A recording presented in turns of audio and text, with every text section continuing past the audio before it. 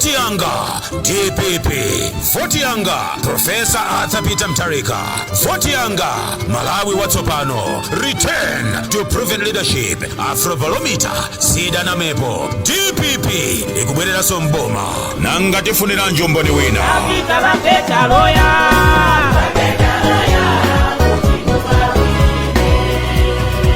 Malawi talira mokwanira ngati dziko silatu, mavuto osatha, njala, kusowa kwa ndalama, kusowa kwa mafuta galimoto, kumangana pa zifukwa za ndale, katangale kukula kuyambira kulikulu, maphunziro kulowa pansi, anyamata kusowa ntchito. Kuli chimsonkhano chaka ime pa 19 January 2025 mulanje konzeka, pomwe Vice President wa chigawo chakumwera Honorable Joseph Machera Mwanamveka akhala akuyendera Malawi amene tikuvutika.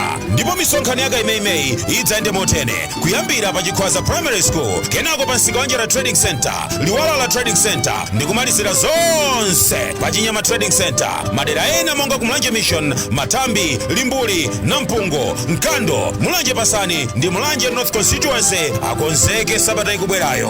Woyankhula pa tsikuli ndi mlendo olemekezeka Vice President Southern Region Honorable Joseph Machera Mwanamveka, DPP Southern Region Governor Honorable Charles Mchacha, National Organizing Secretary Samia Suleiman, Honorable Mary Navicha, Honorable Ben Piri, Honorable Victor Musowa, Osaiwala, makansala, Mashado MPs, ndiena onse tieni tisabwere mwa unyinji na DJ Moda adzakhala ali komweko. Tieni tonse omwe taphinjika ndi mavuto omwe ali panowa tikakumane tikumva mfundo za chiyembekezo zomwe sisi nthedziko lathu kukhalanso la mkaka ndi uchi. Kaya wina afune kaya asafune, DPP winanso, APM awinanso, Amalawi tiwinanso. Dziko la yankhula tsopano. DPP patsogolo ndi chilungamo, chitukuko komanso chitetezo. Professor Arthur Peter Mutharika 2025 Boma.